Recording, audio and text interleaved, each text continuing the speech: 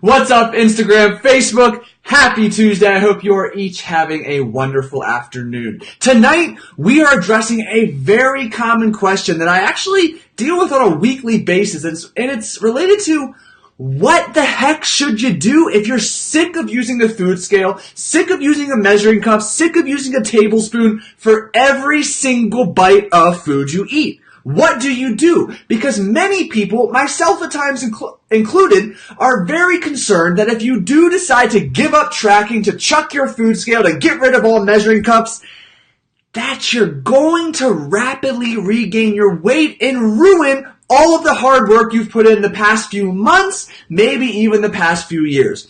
So without further ado, let's dive in and discuss some strategies and approaches that you can use to lessen your reliance on the food scale, on portion control, on being super strict with counting every single calorie and bite without throwing away all of your hard work.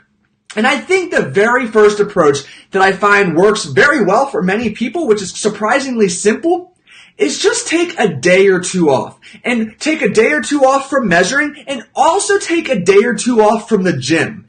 It's likely that you're suffering some form of burnout, whether that's burnout mentally from the rigors of meal prep, the rigors of dieting, the rigors of measuring every food, the rigors of hitting the gym plus cardio 6 days a week. Just the life stressors are all piling up on your plate at one time. Maybe you just need to step away. Just 2 weeks ago, I was talking with one of my one-on-one clients who was feeling very burnt out with this whole measuring process and really scratching her head and wondering, am I really going to have to do this the rest of my life if I want to maintain my lean physique? And, it's a tricky question. It's difficult to answer. So what I encourage her to do is to simply take the weekend off. Eyeball your portions, enjoy something you haven't had in a while, take a break from the gym, let's reassess and see how you are feeling on Monday. Well, fortunately in this case, come Monday, it's as if she was a new person. She was refreshed, recharged, and actually excited to get back on track with tracking her food and to jump back into the gym. So that's solution or strategy number one. Just take a quick break.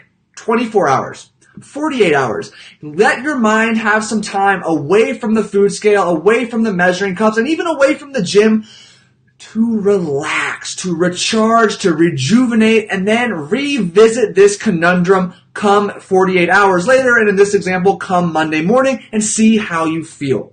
With that said, the second option, there's first a point of consideration we must discuss, and it's understanding the potential impact that may occur if you do throw the food scale and the measuring cups out the window. You need to recognize that it is likely you will either undereat or overeat compared to what you usually do while measuring if you decide to stop measuring your food. There are several subconscious thoughts that influence your behaviors, decision-making, and actions that are going to lead to you undereating or overeating.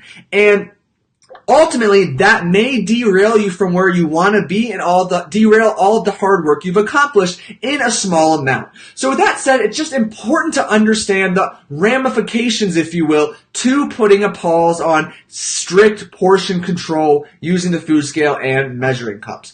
With that said, building upon option number one, my second recommendation is to expand that 24 to 48 hour window and take a complete week off of precisely tracking your food and relying on the food scale. Instead, you need to use rough or raw indicators to portion out your food. And I'm a big fan of getting handsy with your food. So for instance, if you are going to forego the food scale, you're going to aim for the following portions on a very rough and loose basis, using your eyes and maybe even actually using your hand. A palm-sized portion of protein every 3 to 5 hours.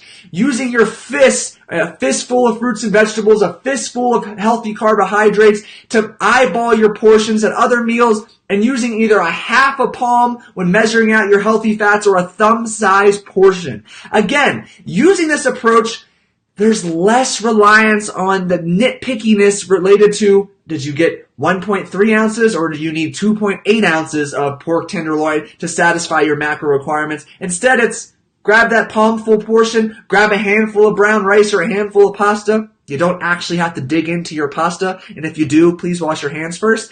But with that said, it's still a way of keeping you on track, But it's not so structured. It's not this military-esque approach. Instead, it's a looser approach that allows you to grab and go on the fly while still meeting your needs. And you'll find that when using this approach, there's going to be some variance every meal related to your normal portion sizes, but that plus or minus with each meal is going to even out in the long run, and you may find that ultimately your weight doesn't really change much and you still continue performing at a high level and feeling great in terms of energy throughout the day because there's such a minuscule drop off in your precision.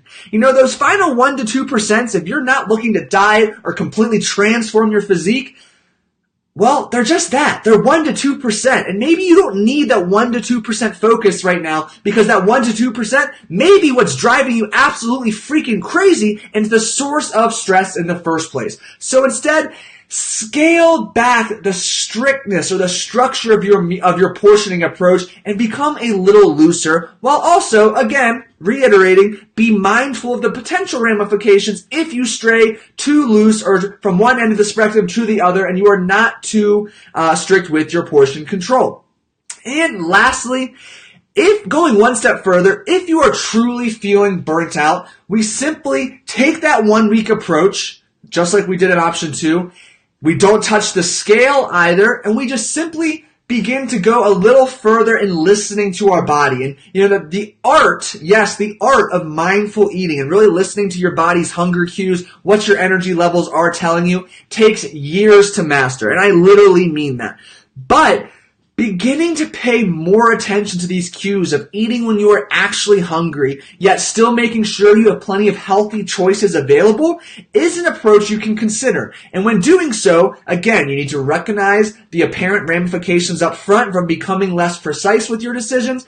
But this is also an approach you need to stick with for 2, 3, maybe even 4 weeks. And when doing so, get completely rid of the bathroom scale and instead begin focusing more on how you feel, how you're performing, and your general well-being while still using the eyeball approach when you're actually facing a meal or a snack, but not eating until you readily feel hungry, you readily feel deprived. And again, push that approach for 2, 3, 4 weeks, and then actively reflect and assess. See how you feel, and then after that 2, 3, or 4 week chunk of time, then you can step back on the scale a couple times to see what changes, if any, have actually taken place in that time. And I will tell you that option 3 is extremely difficult to master, but I don't say that to be discouraging because I do encourage you, if you are burnt out, sick of being so precise, to jump into this approach. However, just note that mastering the art of mindful or intuitive eating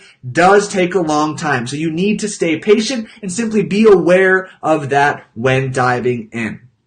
So that's all I have this evening. Again, I do encourage a diet break if you feel you're strongly burnt out and fed up with precise portion control. But start with a small break. Remember, 24 to 48 hours, then reassess. See if you come away from that break feeling recharged, rejuvenated to dive back into measuring food again, or extend that time a little longer, assessing each step of the way, using your hands. There you go, Instagram, your hand, to remain mindful of your portion sizes. And at the end of the day, you've got to come to terms and reason with yourself what you find sustainable, what you find easy to implement in your life. If you don't find the food scale sustainable for the next 20 years, don't worry about it. That's not a problem. But you need to find a secondary approach that still allows you to eat healthily and to eat to reach your health, physique, and performance goals.